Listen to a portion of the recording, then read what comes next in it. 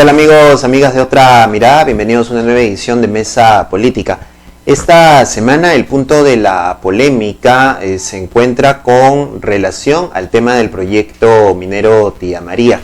Ya se han escuchado las posiciones por parte del gobierno regional de Arequipa, los pobladores de la provincia de Islay y del Valle del Tambo también, el gobierno central que está teniendo una posición respecto a ese tema, la misma minera, pero ahora queremos conocer cuál es la posición también de los trabajadores mineros, de los agremiados, que también forman parte de este problema, de esta situación que se está generando a propósito del proyecto Tía María. Para hablar sobre ello estamos con Jorge Juárez. Él ha sido recientemente electo secretario general de la Federación Nacional de Trabajadores Mineros, Metalúrgicos y Siderúrgicos, y le damos la más cordial bienvenida. Jorge, ¿cómo le va? Bienvenido. ¿Qué tal? Buenas tardes. Buenas tardes. Bueno, en primer lugar, ¿cuál es la visión que están teniendo ustedes desde la Federación respecto a la situación que se está viviendo en Arequipa en este momento con el caso del proyecto Tía María? Bueno, nosotros estamos dando de conocimiento, ¿no? Tenemos muchos antecedentes desde el lado empresarial minero, pero para el caso de Sauder Perú, en realidad son varias los antecedentes que tiene pues esta empresa, ¿no? Hace poco nada más, producto de una negociación colectiva, tienen un laudo arbitral, el cual Sauder se niega en ejecutarlo. Es más, lo lleva pues a la vía judicial, donde bien sabemos pues cómo actúa en estos momentos el Poder Judicial, ¿no? O sea, quedan aplazados de sus beneficios al 100% más de 2.000 trabajadores. O sea, en realidad pues eso es desconocer el derecho de los trabajadores respecto a una negociación colectiva válida, ¿no? A través de un laudo arbitral que está dentro del marco normativo, ¿no? Además de eso, pues anteriormente ha tenido 3 despedidos, 3 secretarios generales despedidos, ¿no? Y la gran pregunta es, si no respetan ni a sus trabajadores, pues ¿cómo será con los compromisos que querrá asumir con la población? Ahora le es muy conveniente hablar pues sobre el tema del diálogo, de decir aperturemos un diálogo fructífero con las comunidades, pero el diálogo pues tiene que enmarcarse a todo su nivel, no tanto con los trabajadores, que no lo hace y es evidente, y bueno, la población definitivamente pues creo que está en su legítimo derecho de no confiar en una empresa con estos malos antecedentes, ¿no? Y en realidad el sector empresarial en toda su magnitud casi es una réplica de lo que es Sauder Perú, porque nosotros como Federación Nacional hemos presentado una negociación por rama de actividad muy válida dentro del marco normativo, lo tiene Construcción Civil, lo tienen los portuarios, ¿por qué no el sector más importante económicamente, el que le mete gasolina e inyección a este país? Sin embargo, el sector empresarial minero desconoce, ni siquiera desea sentarse a escuchar, eso es lo más grave.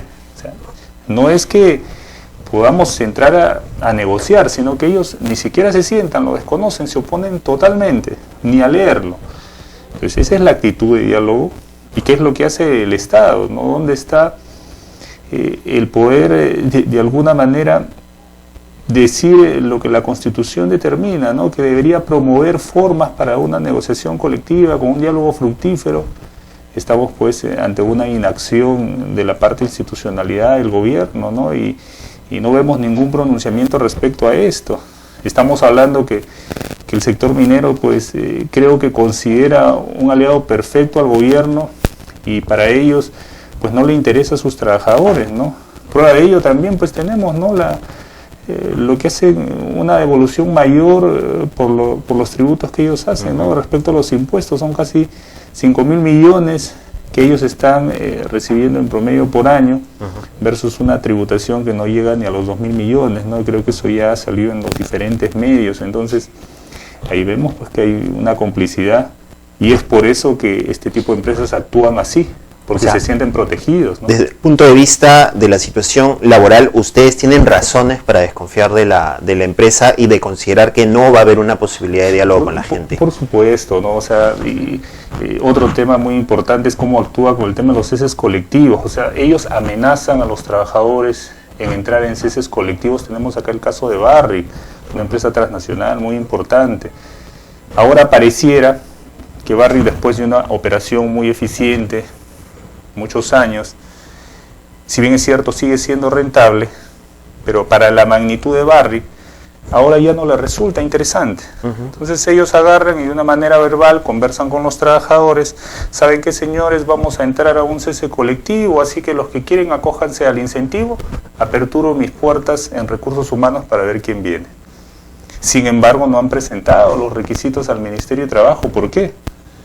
Porque ya bien sabemos que esto es una de las herramientas que utiliza la empresa para amedrentar, para causar zozobra dentro de sus trabajadores, y con el temor de que entren a un cese colectivo, algunos pues empiezan a recibir el incentivo y se van deshaciendo de sus trabajadores. ¿Para qué? Para que posteriormente pues puedan vender probablemente a otra empresa de menor envergadura, pero sin la carga laboral. Así tenemos el caso también, por decir, de Orcopampa, ¿no? Más de 1.500 trabajadores tercerizados despedidos, simplemente sin renovación. Tenemos el caso de Yaurillacu, de Glencore, esta transnacional muy importante.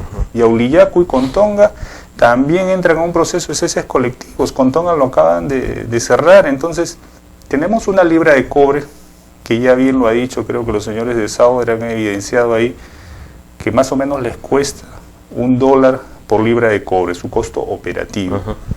¿Y en cuánto lo comercializa?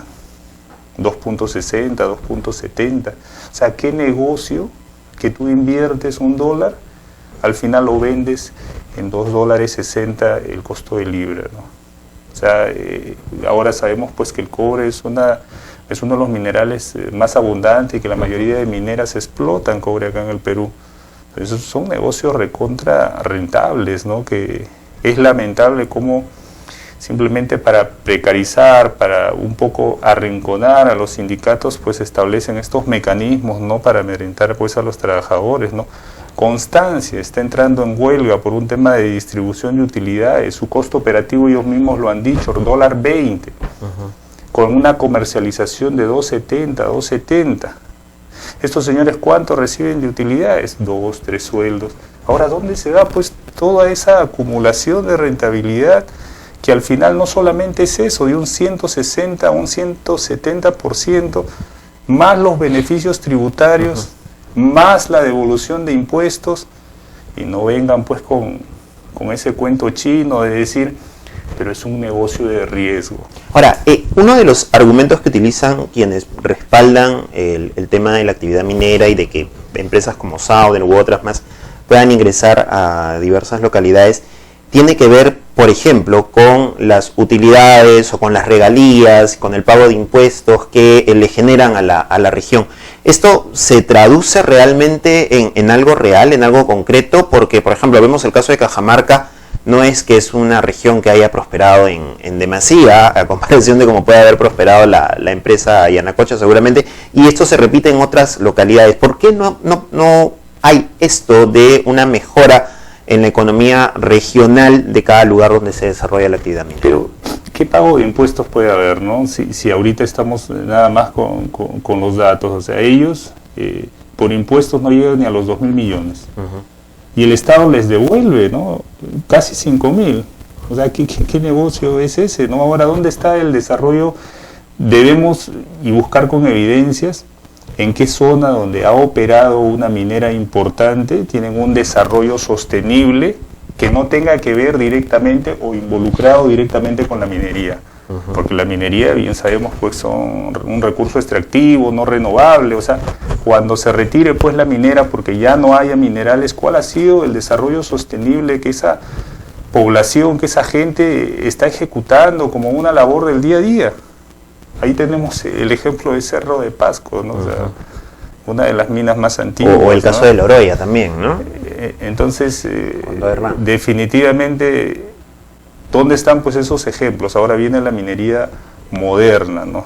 Viene Antamina, viene Las Bambas, viene Chinalco. Entonces habría que sacar grandes ejemplos a ver si realmente se están enfocando a desarrollar algún tipo de labor u oficios que realmente sea pues muy aparte de la minería, porque se ve la mayoría de negocios se enmarca en una fuente de abastecedores o de servicios o de cosas de intermediación que se dan justamente para la minera, ¿no? Ahora, ¿qué ha faltado o qué falta en este tipo de actividad, en la actividad minera, para garantizar, y se lo pregunto desde la experticia que puedan tener ustedes como trabajadores, como técnicos, para garantizar una adecuada protección ambiental en los lugares donde ésta se desarrolla? Porque esa sigue siendo la gran preocupación y hay pruebas hasta por demás de que la contaminación ambiental existe cuando se desarrolla una actividad minera. Bueno, creo que esa es una reforma que debe haber de fondo, ¿no? Creo que la palabra clave, y es en donde se viene atacando, pero desde un lado muy conveniente, es la lucha contra la corrupción. Creo que nuestras autoridades no hacen su función. Creo que ese es el tema de fondo, ¿no? Porque si bien es cierto, solamente para poner un ejemplo, y esto no es secreto de nadie, ¿no? El tema de las exportaciones, el sector minero casi creo que representa el 40% de todas las exportaciones acá en el Perú. ¿Qué niveles de fiscalización tiene respecto al concentrado que exporta?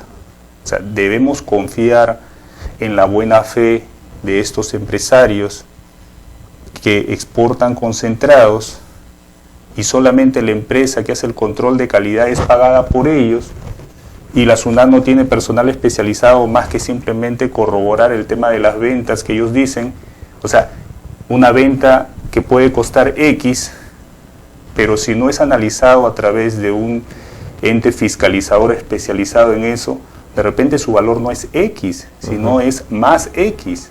O sea, de repente esa tonelada no cuesta $2.000, $3.000 de concentrado, puede costar $4.000, porque no solamente tiene un tipo de metal, puede haber otros metales.